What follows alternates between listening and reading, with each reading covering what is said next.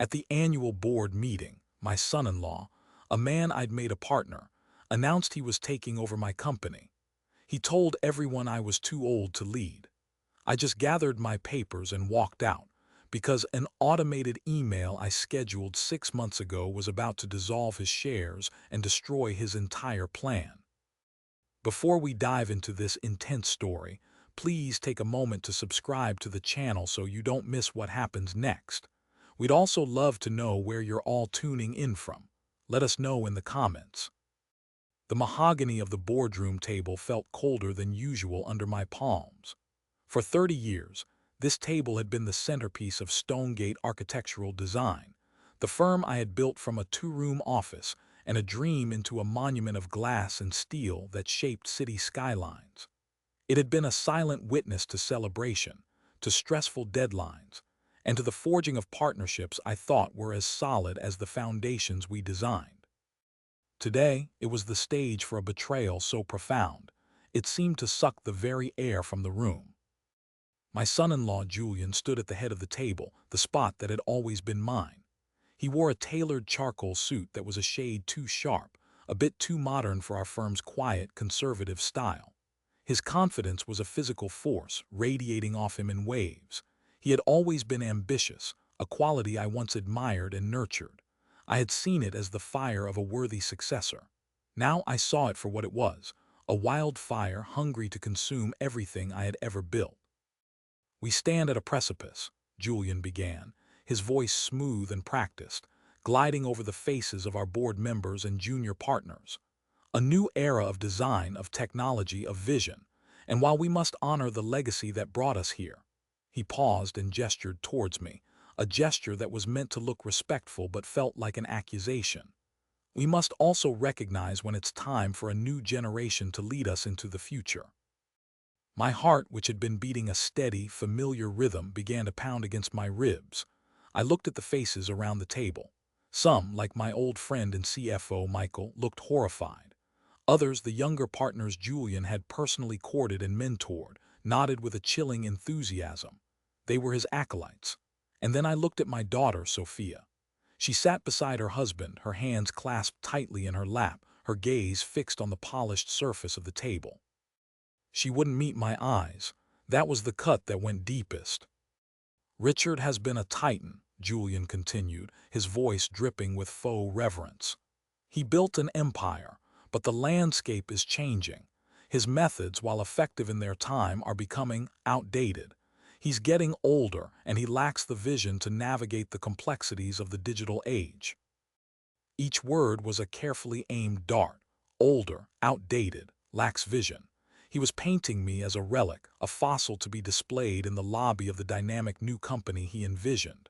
I had just turned 59. I was in the prime of my experience, my mind as sharp as it had ever been. But he was leveraging the one thing I couldn't deny, the number of my years. He was using my own life against me.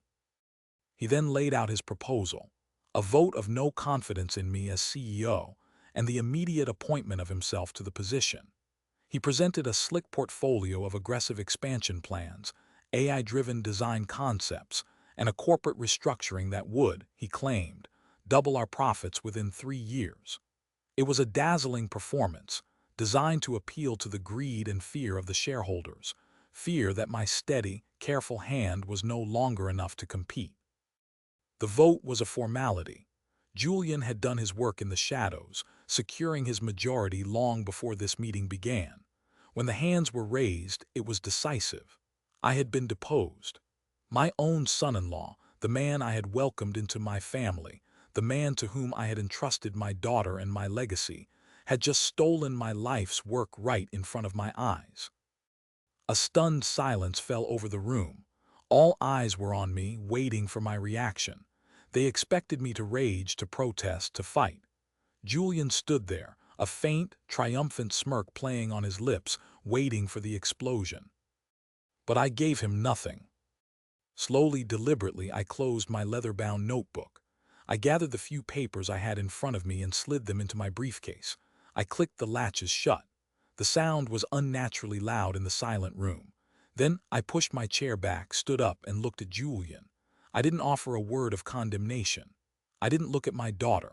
I simply gave a small, almost imperceptible nod, a quiet acknowledgement of the move he had just played on this grand chessboard. Then I turned and walked out of the boardroom, my footsteps echoing on the marble floor. I left him there to savor his victory. I knew, with a certainty that calmed my racing heart, that it would be the shortest-lived victory in corporate history.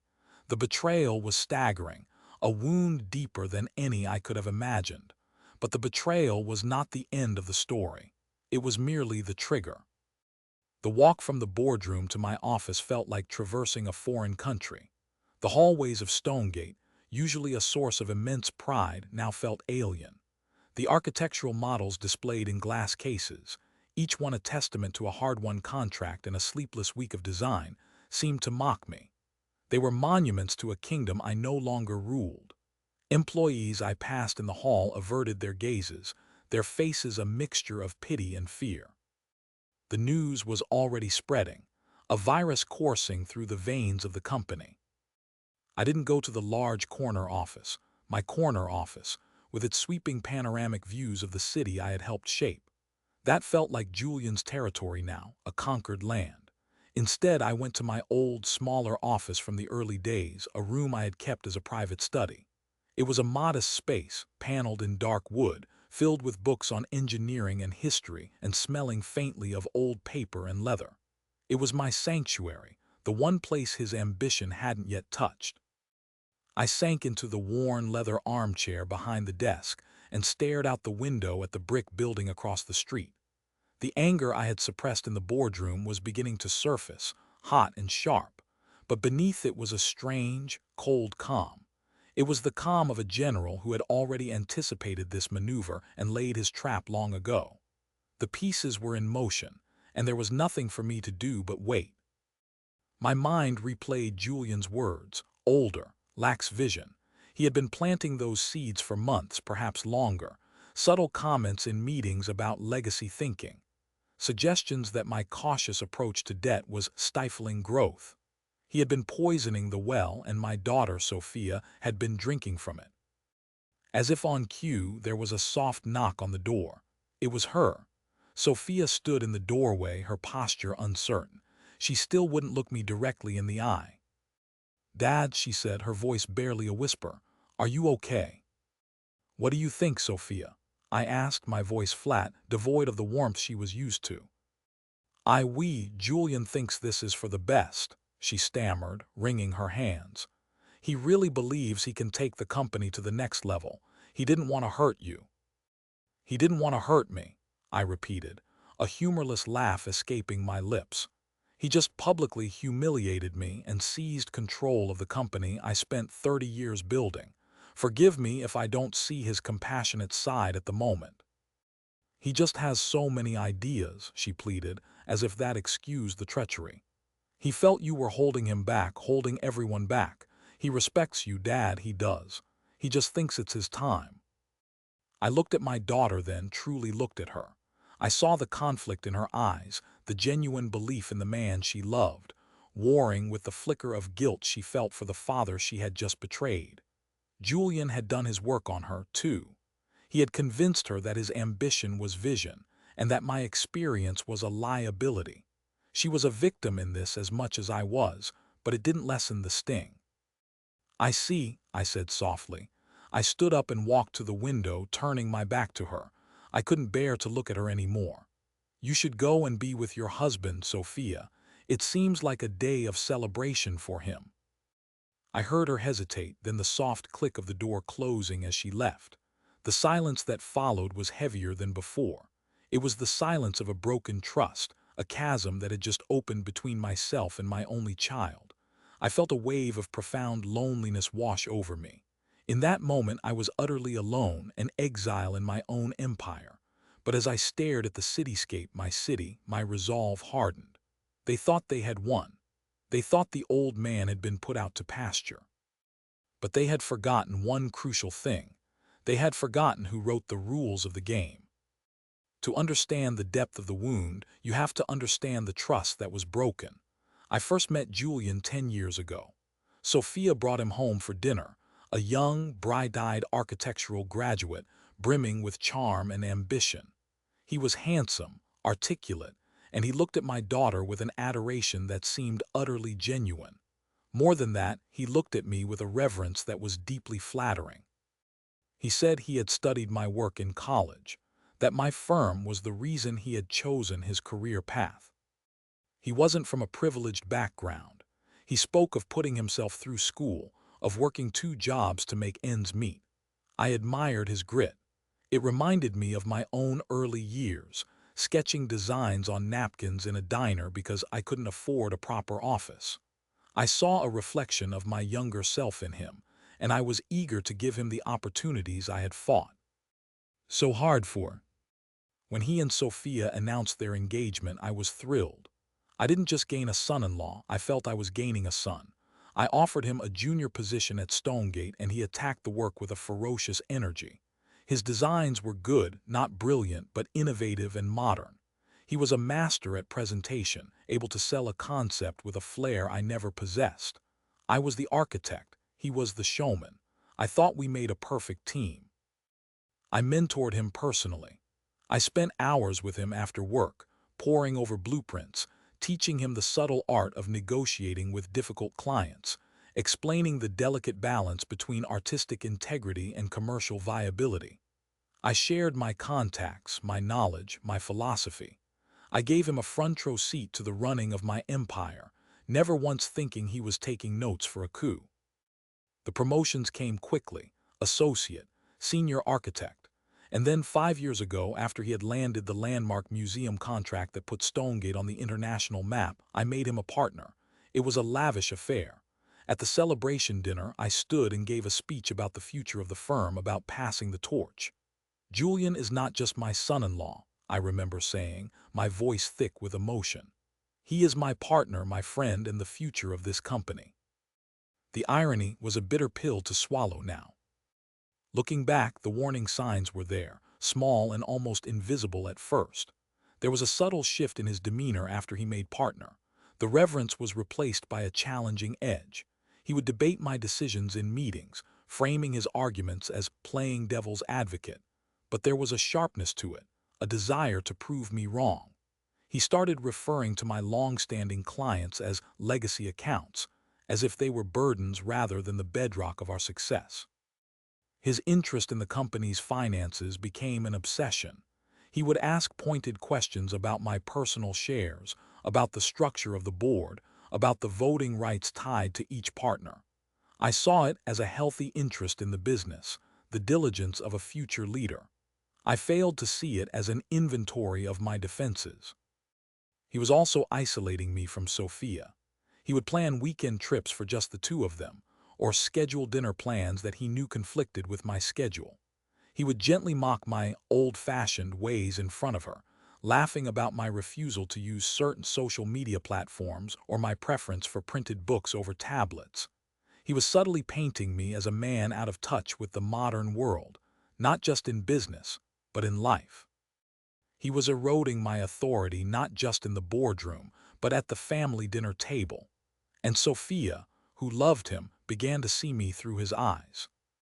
The man I had welcomed into my home was a phantom. The real Julian was the one I saw today at the head of that table, cold, calculating, and utterly ruthless. He hadn't just been building a career. He had been building a case against me, piece by piece, over a decade. He had used my trust as a ladder and my love for my daughter as his safety net. He didn't just want my company. He wanted to erase me from it, to stand on the rubble of my legacy and call himself a king. The shift from victim to strategist hadn't happened in the moments after the boardroom betrayal. It had happened 6 months ago, on a rainy Tuesday afternoon. The turning point wasn't a dramatic confrontation, but a quiet, chilling realization. I had been in a meeting with the developers for the new waterfront project, one of our biggest contracts. Julian was supposed to be there. He was leading the design team. But 15 minutes before the meeting, he had called to say he was stuck in traffic. I handled it myself, of course. On my way out, I stopped by his office to leave him my notes. His door was slightly ajar, and I heard him inside, speaking in a low, conspiratorial tone on the phone. No, he's still insisting on using the traditional steel framework, Julian was saying. He doesn't get it. The composite materials are lighter, cheaper, and faster. It's the old way of thinking. Don't worry, I'll handle him. Once the board is realigned, we'll have the flexibility to make these decisions without his approval. Realigned, without his approval. I froze. He wasn't talking about a difference in architectural opinion. He was talking about power. He was talking about a future where I was no longer in control, and he had lied. There was no traffic jam. He had skipped a crucial client meeting to conspire against me. That was the moment the veil lifted. Every strange comment, every pointed question, every subtle challenge clicked into place. It was a mosaic of treachery, and I was finally seeing the full picture. The grief was immediate and sharp, a physical pain in my chest. This wasn't just a business rival, this was family. But grief is a luxury, and I knew I couldn't afford it. I had to think. That evening, I didn't go home. I went to the office of David Chen, my personal lawyer for over 20 years. David was a small, unassuming man with a mind like a steel trap. He listened without interruption as I laid out my suspicions, my voice low and steady despite the turmoil inside me. "He's planning a takeover, David," I concluded. "A hostile one. He's swaying the junior partners, and I suspect he has my own daughter convinced I'm losing my touch." David steepled his fingers, his expression grim. "A palace coup. It's ugly, Richard, especially with family involved." "I won't let him destroy what I've built," I said. "And I won't be dragged into a public messy fight. It would tear the company apart and it would destroy Sophia. There has to be a cleaner way, a smarter way." "There is always a smarter way," David said, a glint in his eye. "It's a matter of structure. You built this company. Let's look at the blueprints." For the next 2 hours, we dug into the corporate bylaws of Stonegate, the intricate legal framework that held the company together. And there, in the dense legalese, we found our path. As the founder and majority shareholder, I had the right to call a special meeting to amend the bylaws with board approval. Julian's faction wasn't a majority yet. He was still gathering his forces. We had a window. "We'll draft a new provision," David explained, sketching on a legal pad. "We'll call it the Founders Protection Clause. It will be buried in a standard quarterly update of the corporate governance documents. No one will read the fine print." The clause was a work of legal art, a poison pill of beautiful simplicity. It stipulated that if any partner initiated or was the primary beneficiary of a vote of no confidence aimed at forcibly removing the original founder from an executive role, that partner's shares, both vested and unvested, would be automatically deemed null and void. The shares would not go to the company, but would be transferred directly and irrevocably back into my personal family trust. "He'll be triggering his own financial ruin," David said with a thin smile. "The very act of seizing power will be the act of losing it."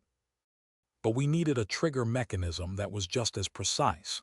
It couldn't be the vote itself. That could get messy. We needed an indisputable, legally documented action. David found it: the official filing of the board meeting's resolution with the corporate secretary. That was a time-stamped, digital fingerprinted action. "The moment that resolution hits the server, Julian's move is official," David said. "And so is the consequence." The final piece was the delivery. A direct confrontation was out. I wanted the blow to land when he felt most triumphant. So we devised the automated email. We set up a secure, independent script on David's law firm server. It would monitor the corporate secretary's digital filings. The instant a resolution matching the key parameters, a vote of no confidence against me with Julian as the designated successor, was filed, the script would activate. It would send an email not from me but from David's office. The subject line would be simple: urgent notice regarding the Stonegate Partnership Agreement.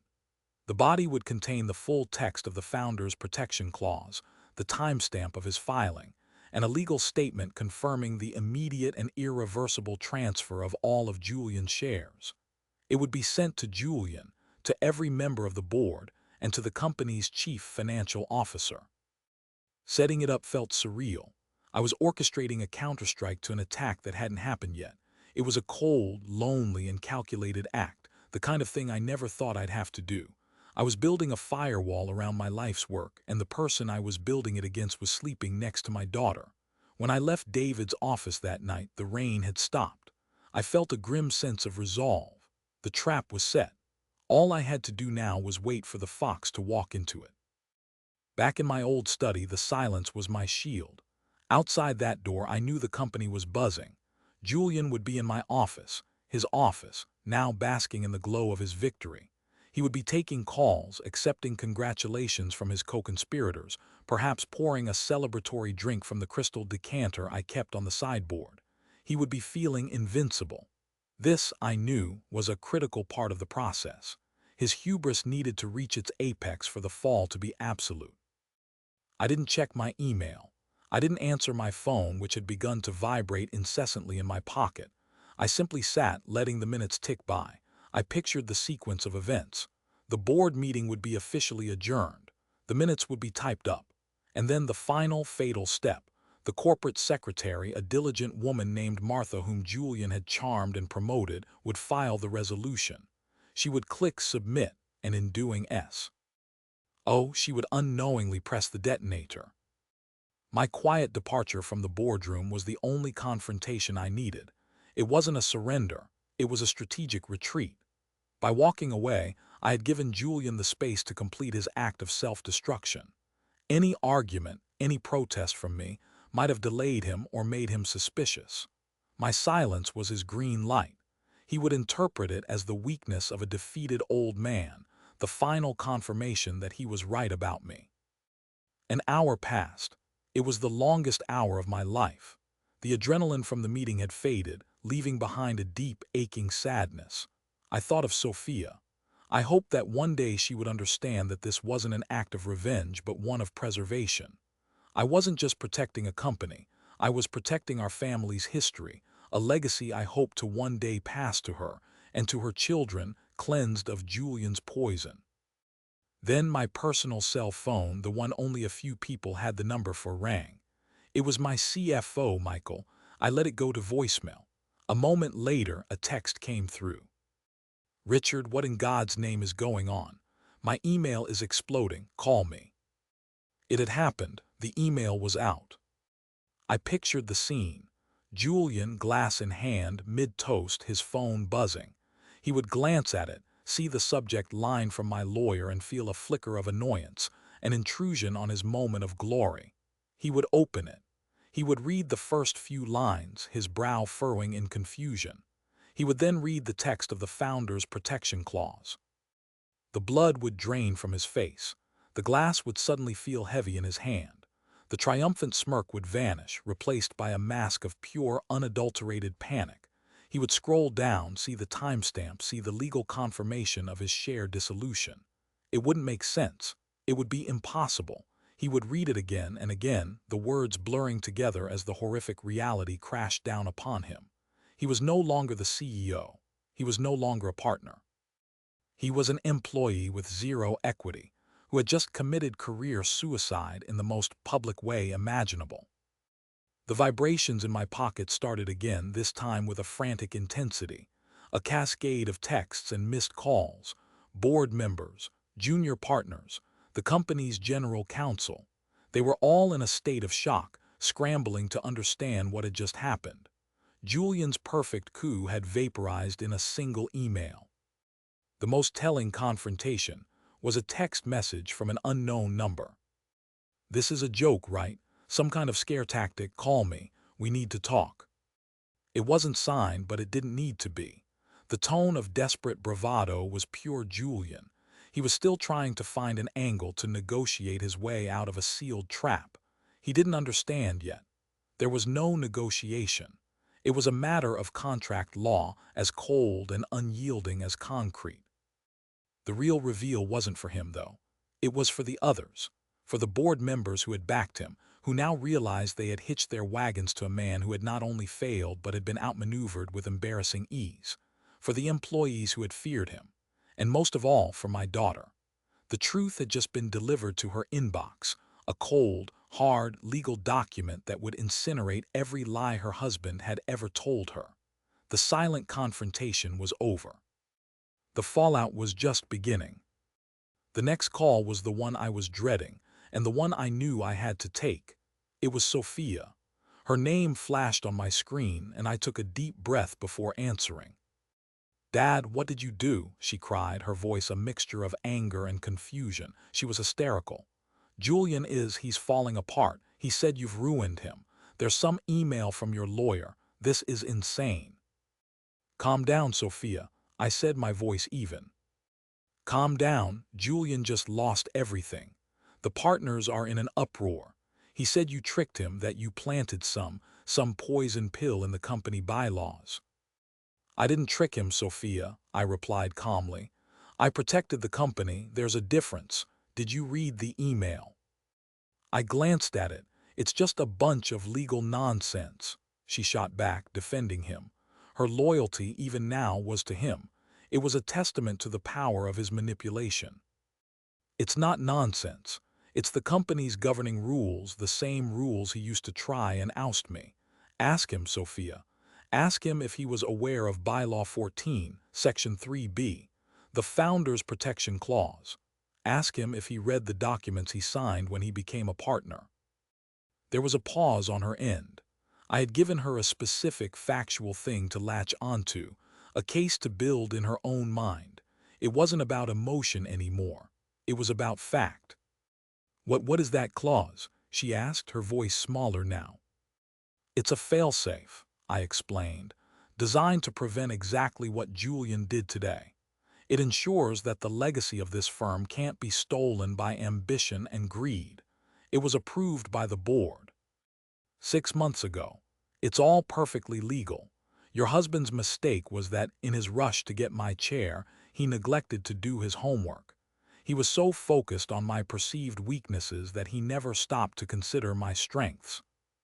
I could hear her breathing, the sound of her world tilting on its axis. He wouldn't be that careless." "Wouldn't he?" I asked gently. "Go and talk to him, show him the email, ask him to explain it to you. Then you can decide for yourself who was tricked." I ended the call, leaving her with the task of her own investigation. The spell Julian had cast over her was powerful, but it could not stand up to irrefutable proof. The legal document from David was the stone of truth that would shatter the illusion. Meanwhile, my own case was building itself. Emails began to flood my inbox, forwarded to my personal account by my CFO, Michael. They were panicked exchanges between the junior partners who had supported Julian. They were backtracking, trying to distance themselves from the failed coup, claiming they had been misled. Julian's support structure was dissolving in real time. The most damning evidence came from Michael himself. He called me back, his voice grim. "Richard, it's worse than we thought. I'm looking at the financials for the waterfront project. Julian signed off on using those composite materials you were worried about. He bypassed the standard procurement protocols and sourced them from a brand new supplier, a company called Apex Innovations." "I've never heard of them," I said. "Neither had I," Michael replied. "So I did a quick search. The company was incorporated 3 months ago. The registered agent and sole director is a woman named Amelia Vance." "And who is Amelia Vance?" I asked, though I already suspected the answer. "She's Julian's sister." I closed my eyes. It wasn't just a power grab. It was fraud. He was planning to use his new position as CEO to funnel company money into his own family's pockets. He wasn't just trying to get rid of me because of my outdated vision. He was trying to get rid of me because my integrity was in his way. This was the final piece of the puzzle. This was the irrefutable proof of his character, the kind of tangible, sordid crime that even Sophia, in her clouded judgment, would not be able to ignore. The stakes had escalated from a corporate betrayal to a criminal conspiracy. 2 hours after I had walked out of the boardroom, I walked back in. The scene was one of controlled chaos. The junior partners who had so eagerly backed Julian were huddled in a corner, whispering nervously and avoiding eye contact. My old friend Michael stood by the window, a grim but vindicated look on his face, and at the head of the table in the chair he had so briefly claimed sat Julian. He was a different man from the one who had stood there just a few hours ago. His expensive suit was rumpled, his tie was loosened, and his face was pale with a sheen of sweat. His swagger was gone, replaced by the cornered look of an animal in a trap. Sitting beside him, pale and stone-faced, was Sophia. She didn't look at her husband. She stared at the empty space on the table in front of her. My entrance silenced the room. All heads turned to me. I wasn't angry. I wasn't triumphant. I was calm, my briefcase in hand, every inch the CEO they had tried to depose. "Good afternoon," I said, my voice carrying easily in the tense silence. "It seems we have some matters to clarify." Julian shot up from his chair. "You can't do this, Richard. This is illegal. It's theft." "On the contrary, Julian," I said, placing my briefcase on the table and opening it. "Everything that has happened today has been perfectly legal and in accordance with the company bylaws you agreed to uphold. The theft," I added, my gaze hardening, "was what you were planning." I looked around the room, meeting the eyes of each board member. "For those of you who were convinced that I lack a vision for the future, allow me to demonstrate what true foresight looks like. 6 months ago, I became aware that Julian was not only planning to oust me, but that his ambition was a cover for something far more corrosive: greed." I took out a single file and laid it on the table. "This is the incorporation document for a company called Apex Innovations. It was founded 3 months ago by Julian's sister.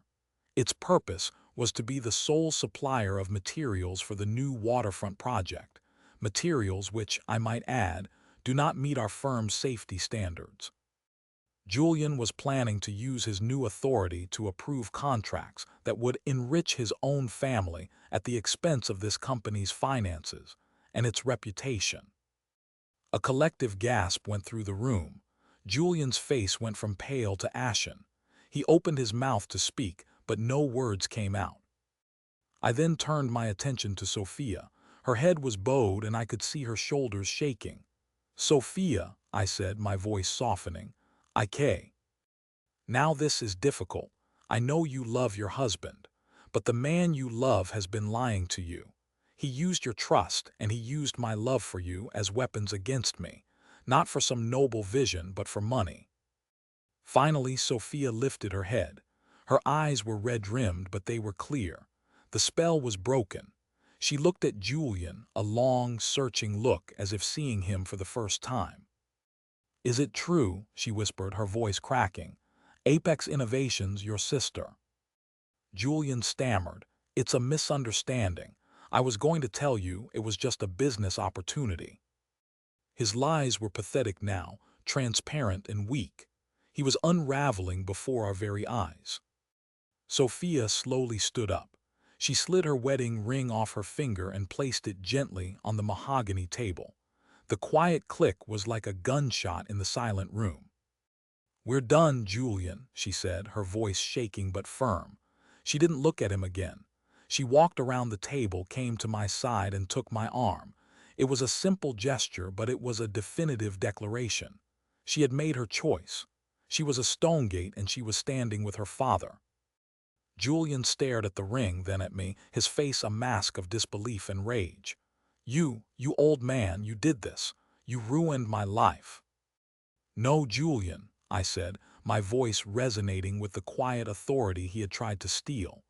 "You did this to yourself. You mistook my kindness for weakness and my experience for irrelevance. That was your fatal error." I looked at the stunned faces of the board. "Stonegate Architectural Design is now under my sole ownership, as per the bylaws. Julian is terminated, effective immediately. Security will escort him from the building. We have a lot of work to do to undo the damage he has caused. Let's get to it." Julian was left standing there, utterly defeated. A king deposed in his own throne room. with nothing to show for his treachery but a small gold ring on a vast, empty table. The downfall of Julian was as swift as it was absolute. With the evidence of fraud laid bare, he had no legal recourse. He was fired, and Michael, our CFO, worked with David's legal team to ensure every I was dotted and every T was crossed. A formal investigation was launched into the Apex Innovation scheme, and it became clear that Julian's plan was extensive. He faced not just professional ruin, but potential criminal charges. His name, once a rising star in the architectural world, became a cautionary tale whispered in boardrooms across the city. The junior partners who had backed him came to my office one by one, offering groveling apologies. I accepted them, not out of forgiveness but out of practicality. I needed to stabilize the company. Their betrayal had been born of youthful ambition and naivety, not the deep-seated malice that had driven Julian. They would be on a short leash for a long time, but they had learned a valuable, if painful, lesson in loyalty. The most important reconciliation, however, was with Sophia. The day after the meeting, she came to my house. She looked fragile, as though a strong wind could blow her over, but there was a new strength in her eyes, too, the strength that comes from surviving a painful truth. We sat in the garden for hours, not saying much at first. She cried, and I held her hand, letting her grieve for the man she thought she had married and the life she thought she had. "I was so stupid, Dad," she finally said, wiping her eyes. "He said all the right things and I wanted to believe him. I let him turn me against you." "He was very convincing," I said softly. "And you loved him. It's not stupid to want to believe in the person you love." "But I should have seen it," she insisted. "I should have known you better. You built everything for us, for our family, and I helped him try to take it away." "He's the one to blame, Sophia, not you," I assured her.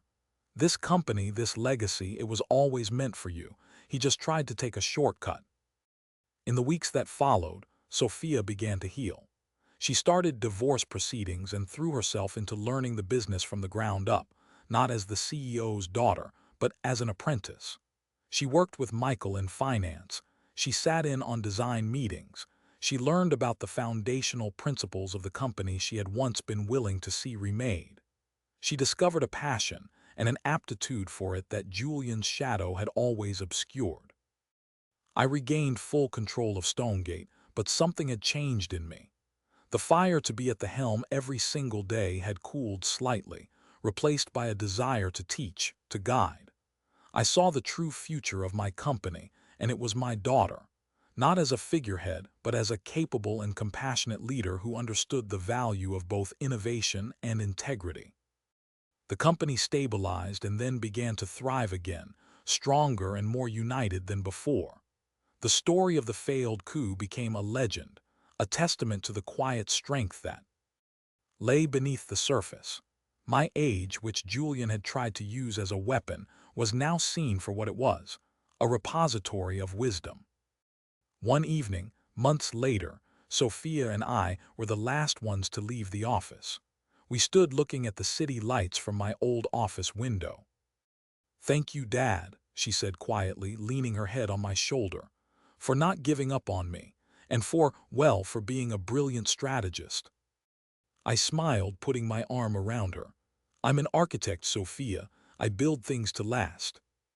The sense of peace was profound.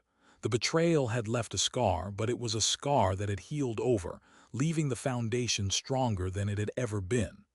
I had faced the ultimate test and protected my legacy, not with anger or force, but with foresight. And in the process, I had gotten my daughter back. That was a victory worth more than any company.